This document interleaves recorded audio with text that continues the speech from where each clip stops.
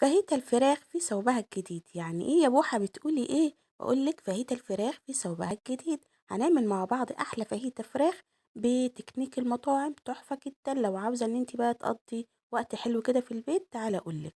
طاسة على النار فيها مادة دهنية، وبتقطعي صدر الفرخة لشرايح زي ما انت شايفاها كده، بتنزلي تعملي لها صدمة عشان خاطر ما تلزقش منك. اول ما بتاخد اللون الابيض ده كده من تحت، بتبداي ان انت تقلبيها مع البهارات بتاعتك بقى، ملح وفلفل واي بهارات تفضليها.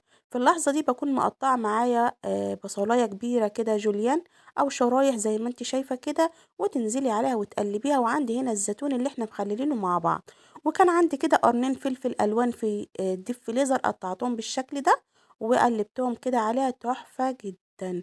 تعالي بقى، انا هنا في المرحله دي قطعت معايا الزيتون لشرايح زي ما انت شايفة كده، ولو عندك زيتون اسود هيبقى جميل. خلاص، عندي صوص الباربيكيو دي اخر حاجة بقى بنبدأ ان احنا نضيفها.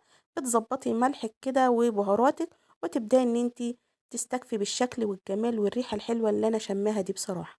هنا بقى هنعمل الصوص ده مع بعض. نص كوباية كده من الكاتشب، عليها معلقة من المستردة، هنبدأ نقلبهم.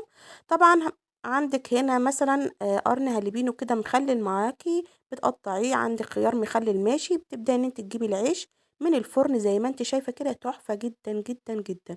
والله احلى من الفينو او الكايزر او اي حاجة.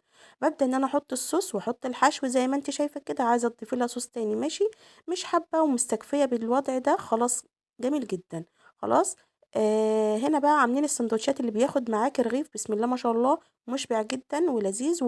وعملتي كل حاجة في بيتك بدون أي تكلفة خالص، كل حاجة في البيت.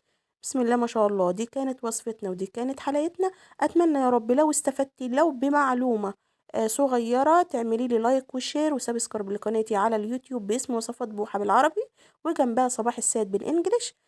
دمتم في رعاية الله، والسلام عليكم ورحمة الله وبركاته. هتقابل معاكم بإذن الله في فيديو تاني جديد. شايفين بقى التقديم معاكي هنا، الكنز والشيبسي، حاجة بسم الله ما شاء الله. إلى لقاء آخر في فيديو جديد. دمتم في رعاية الله، والسلام عليكم ورحمة الله وبركاته.